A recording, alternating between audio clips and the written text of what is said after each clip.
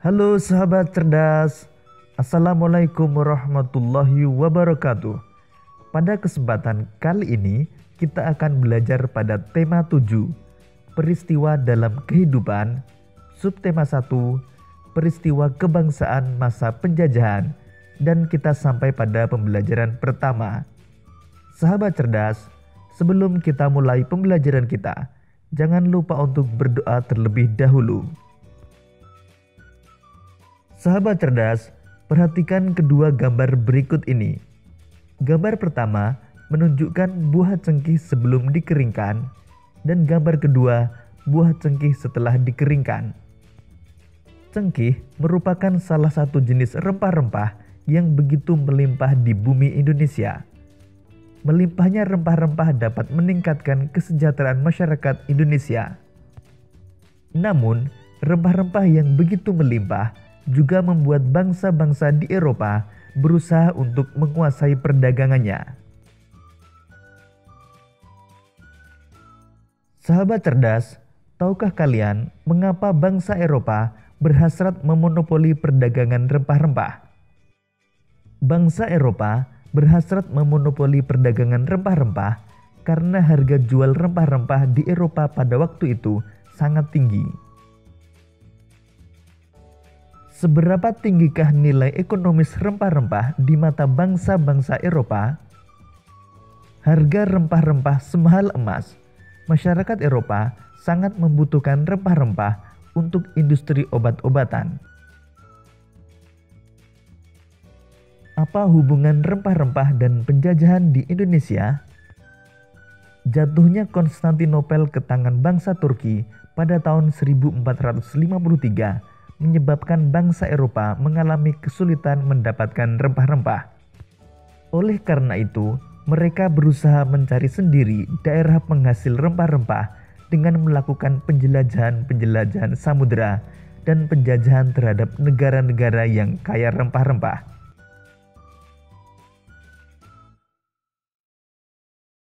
Sahabat cerdas, tahukah kalian manfaat cengkih? Cengkih memiliki banyak manfaat. Di antaranya, sebagai bumbu masak, cengkih digunakan dalam bentuk bunga utuh atau dalam bentuk bubuk. Cengkih juga dimanfaatkan oleh bangsa Cina dan Jepang sebagai dupa. Minyak cengkih digunakan sebagai aromaterapi dan obat sakit gigi. Pohon cengkih banyak manfaatnya sehingga menjadikan bernilai ekonomis tinggi. Oleh karena itulah, cengkih merupakan salah satu bahan rempah-rempah yang menjadi buruan bangsa-bangsa Eropa. Hal itu memicu terjadinya penjajahan di Indonesia. Sahabat cerdas, pada masa pemerintahan kerajaan-kerajaan Islam di Indonesia, datanglah orang-orang Eropa yang mengadakan pelayaran samudera. Kedatangan orang-orang Eropa di Nusantara mula-mula disambut baik oleh bangsa Indonesia. Namun ketika orang-orang Eropa itu berusaha menguasai Nusantara, mereka mendapat reaksi keras berupa perlawanan-perlawanan di berbagai daerah.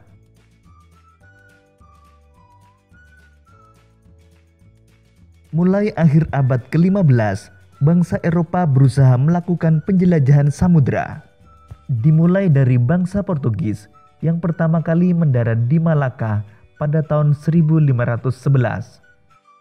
Kemudian bangsa Spanyol yang mendarat di Tidore, Maluku pada tahun 1521. Kemudian bangsa Belanda pertama kali mendarat di Pelabuhan Banten pada tahun 1596.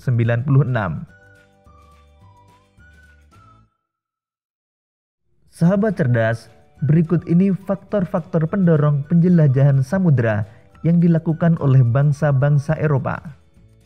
Faktor-faktor tersebut adalah adanya keinginan mencari kekayaan atau goal, adanya keinginan menyebarkan agama atau gospel, adanya keinginan mencari kejayaan atau glory, dan yang terakhir perkembangan ilmu pengetahuan dan teknologi.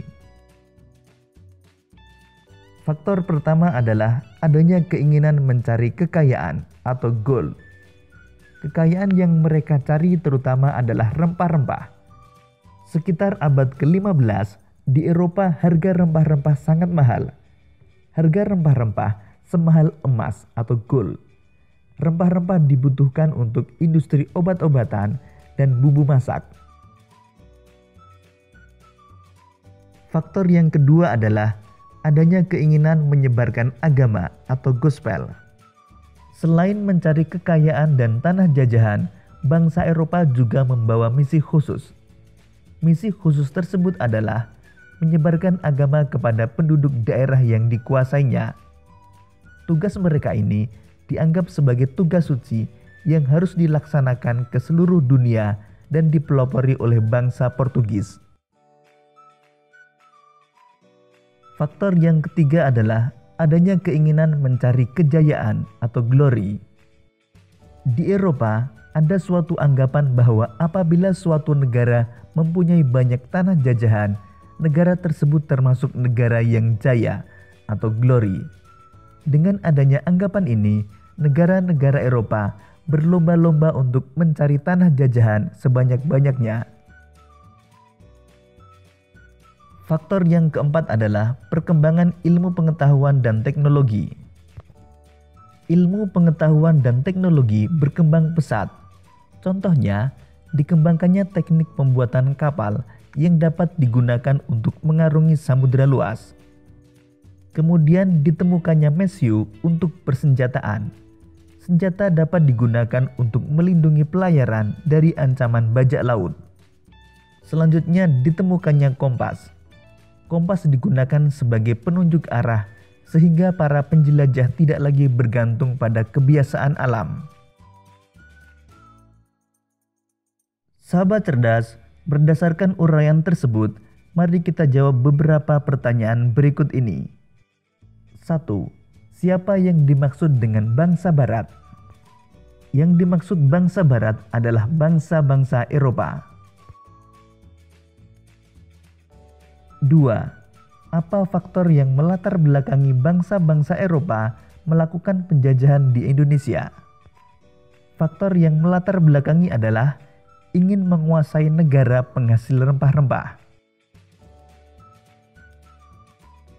3. Kapan bangsa Barat mulai melakukan penjelajahan samudera? Penjelajahan samudera dimulai oleh bangsa Portugis pada tahun 1511. 4. Di mana bangsa Barat pertama kali mendarat di Indonesia? Bangsa Barat pertama kali mendarat di Indonesia yaitu di Maluku. 5. Mengapa bangsa Barat melakukan penjelajahan samudera? Faktor pendorong bangsa Barat melakukan penjelajahan samudera adalah mencari kekayaan atau gold, menyebarkan agama atau gospel, mencari kejayaan atau glory, dan perkembangan ilmu pengetahuan dan teknologi. 6. Bagaimana kondisi rakyat yang mengalami penjajahan? Rakyat menderita selama mengalami masa penjajahan. Sahabat cerdas, pernahkah kamu mengamati benda-benda yang ada di sekitarmu? Benda-benda yang ada di sekitarmu memiliki sifat dan wujud yang berbeda-beda. Masih ingatkah kamu wujud-wujud benda? Dan tahukah kamu cara membedakannya? Salah satu cara membedakan wujud benda adalah dengan mengetahui sifat benda tersebut. Sekarang mari kita pelajari sifat-sifat benda. Sifat-sifat benda. Benda-benda yang ada di sekitar kita digolongkan menjadi 3, yaitu benda padat, benda cair, dan benda gas. Ketiganya memiliki sifat yang berbeda. Pertama, benda padat. Contoh benda padat di sekitar kita antara lain batu, kayu, dan batu bata. Sifat benda padat antara lain: pertama, bentuk dan volume tetap.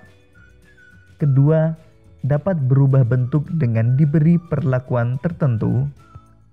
Misalnya diberi panas, diberi tekanan tinggi, atau diberi perlakuan fisik seperti menggunting, menekan, melipat, atau menyobek.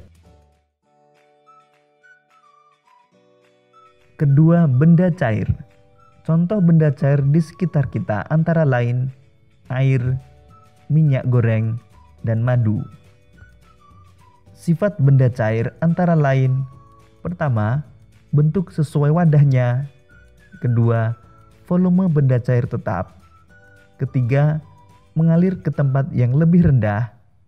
Keempat, permukaan benda cair yang tenang selalu datar. Kelima, dapat melarutkan benda. Keenam, dapat meresap melalui celah-celah kecil. Dan ketujuh, menekan ke segala arah. Ketiga, benda gas. Contoh benda gas di sekitar kita antara lain udara, asap, dan uap air. Sifat benda gas antara lain: pertama, bentuk dan volume tidak tetap. Kedua, menempati ruang. Dan yang ketiga, menekan ke segala arah. Demikian tadi sahabat cerdas pembelajaran kita pada tema 7, subtema 1 dan pembelajaran pertama. Untuk menguji pemahamanmu, kamu dapat mengerjakan latihan soal yang terdapat pada deskripsi video ini. Sampai jumpa pada pembelajaran berikutnya. Tetap semangat dan selamat belajar.